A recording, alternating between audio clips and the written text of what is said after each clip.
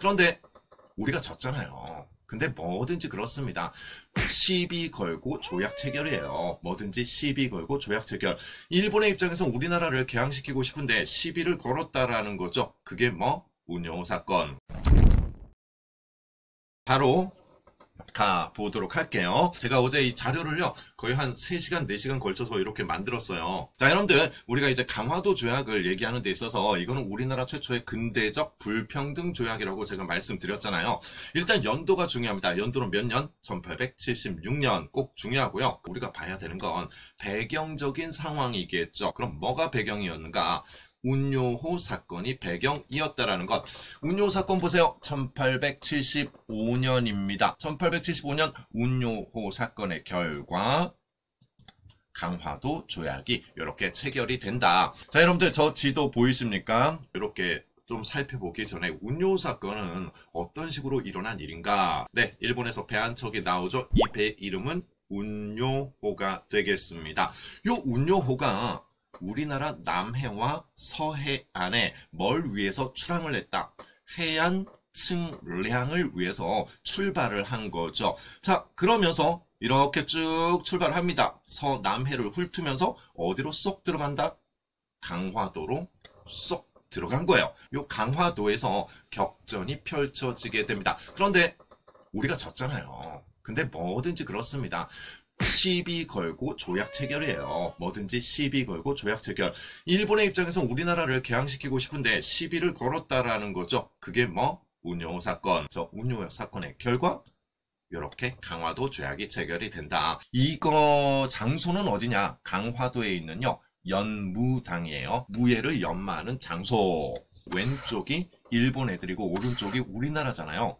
일본의 구로다. 우리나라에는 신헌. 강화도 연무당에서 우리나라 최초의 불평등 조약인 강화도 조약이 체결이 된다라는 것. 그래서 한번 봐볼게요. 강화도 조약의 조문. 중요한 것만 추렸습니다. 1조 보이시죠? 너희들은 독립국이다. 청과는 관계없다. 2조에서 보이십니까? 1차 수신사 김기수가 넘어갔다 오게 되는 거죠. 그러면서 김기수는 책을 짓기도 합니다. 그 책의 이름은 일동 기유. 3조를 한번 봐볼까요? 부산, 원산, 인천 이런 순으로 열리게 된다라는 거죠. 부산 외에 두 항구를 개항한다라는 것. 부산은요 경제적인 이점 때문에 이미 열린 장소였고요. 저 원산은요 군사적인 목적이 있었다라는 것. 북쪽의 러시아를 견제하기 위함이다. 인천은 서울이랑 가깝잖아요. 정치적인 목적이 있다. 다시 한번,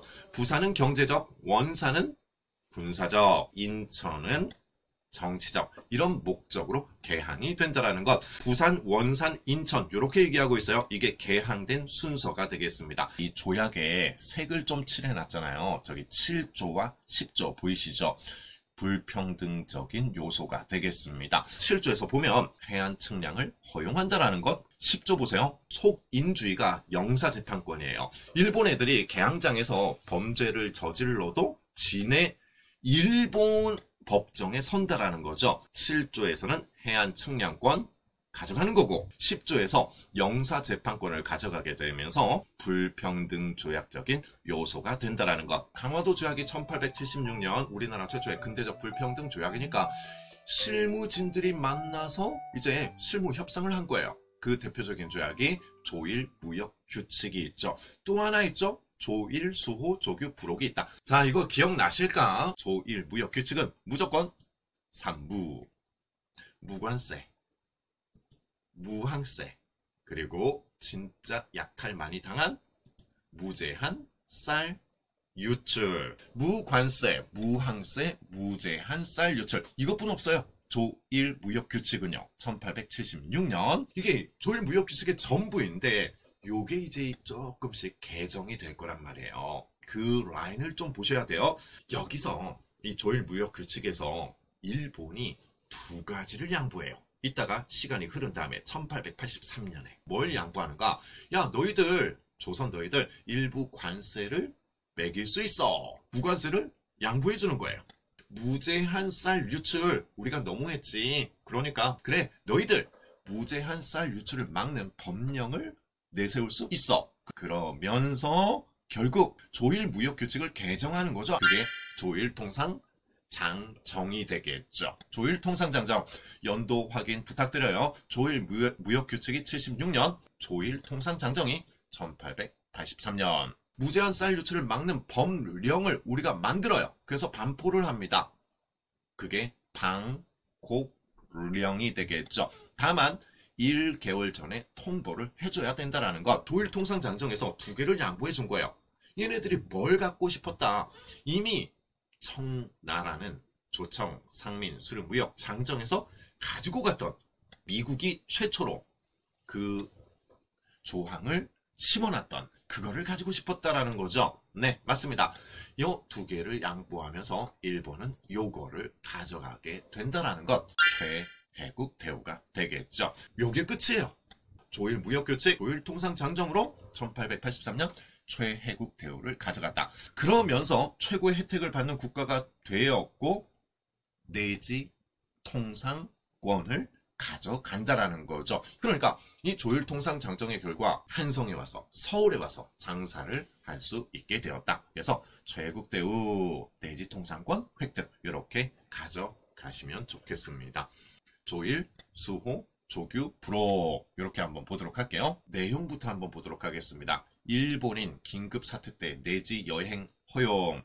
자, 요거는 제가 실제 문풀 시간에나 조금 하는 거예요. 최근 트렌드에는 출제가 되진 않고 있습니다. 다만 모의고사 같은 때는 이렇게 출제가 된다는 것. 자, 그 다음에 공문, 사송, 편의, 제공 이런 것들은 필요 없습니다. 여러분들이 중요하게 다뤄줘야 되는 것. 일본 화폐 사용이 허용이 된다는 것. 네, 맞습니다. 개항장에서 일본 화폐 사용이 허가가 된다는 것.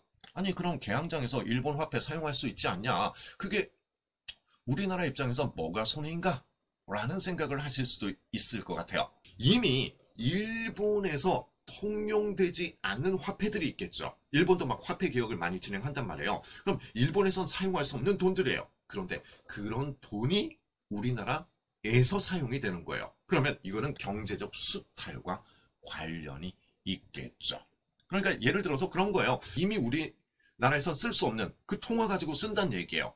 그러면 이거를 받는 조선 상인들 혹은 뭐 이런 조선인들은 다 망하는 거예요. 저거는요, 불평등입니다.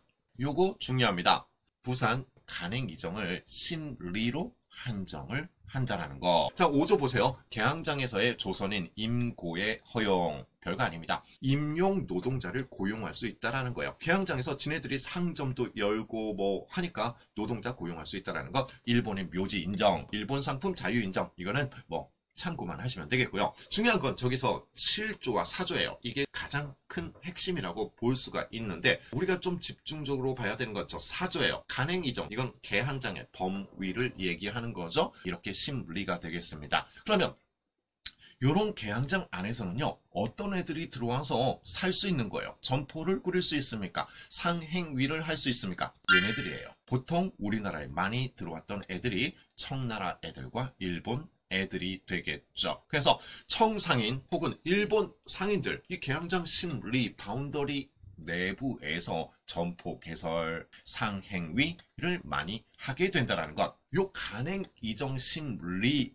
이 안쪽을 부르는 말이 있어요. 이 테두리 안쪽을 부르는 말을 뭐라 부르냐면 거류지라고 얘기를 합니다. 저 원 안쪽 있죠? 거류지라고 얘기를 하는 거죠. 그래서 청상인, 일본 상인들은 개항장 심리 바운더리 안에서 거류지 무역을 행하는 거예요. 청나라 물건을 조선 상인들이 구입해서 내지에 가서 팔고, 일본 상인 물건들을 구입해서 조선 상인들이 어디 가서? 내지에 가서 파는 거예요. 이렇게 중개무역으로 조선인 상인들도 성장을 하게 된다는 것. 가장 대표적인 중개상인들이 객주, 여각, 혹은 시전 상인들도 있었다라는 것. 자, 허나 얘네들의 꿈이 있다라는 거죠. 요 심리에서 더 넓히고 싶다라는 것. 그러니까 청나라 상인들도 내지에 들어가서 장사하고 싶고, 일본 상인들도 내지에 들어가서 장사를 하고 싶다라는 거예요. 결국 이루어냅니다. 자, 청나라 상인들이 내지에 가서 장사를 합니다. 뭐로? 조청, 상민, 수령무역, 장정으로 실질적인 내지 통상권이 나타나게 되는 거고요. 조청, 상민, 수령무역, 장정에서는요, 한 두 가지 정도는 꼭 기억하셔야 돼요. 첫 번째, 임오군란의 결과물입니다. 임오군란의 결과물이고요. 그 다음에 두 번째는 내지 통상권에 있다라는 것. 청상인들은 한성에 와서 장사할 수 있고 조선 상인들도 북경에 가서 장사할 수 있다라는 거예요. 조청상민 수륙무역장정은 임오군란의 결과물로서 내지 통상권과 관련이 있다. 청상인은 한성에서, 조선 상인들은 북경에서, 베이징에서 장사할 수 있다. 그래서 내지 통상권이 발효가 됩니다. 자, 여기에 대해서 이제 일본 애들도 밖으로 나가고 싶잖아요. 그래서 일본 애들도 나가기 시작하는 거예요. 허나 아직 브레이크가 걸리게 됩니다. 이게 조일, 소조규, 속약이 된다라는 것. 일본 상인들은 청나라 상인들처럼 한성으로 쭉 들어올 수는 없었어요. 단계가 있습니다. 이 계양장 10리에서 조일, 소조규, 속약으로 50리, 2년 있다가 100리까지 확장을 약속받습니다. 그런데 얘네들이 참겠습니까? 안 참지? 그래서 우리가 앞전에서 다뤘던 뭐로 인해서 조일, 통상, 장정 1883년으로 인해서 결국 걔네들도 최애국 대우를 받으면서 내지 통상권이 반려가 된다라는 거죠. 요 내용이 강화도 조약의 부속 조약적인 내용이 되겠습니다. 어떻게 좀 이해되셨죠? 공무원 합격! 에듀윌 합격 패스!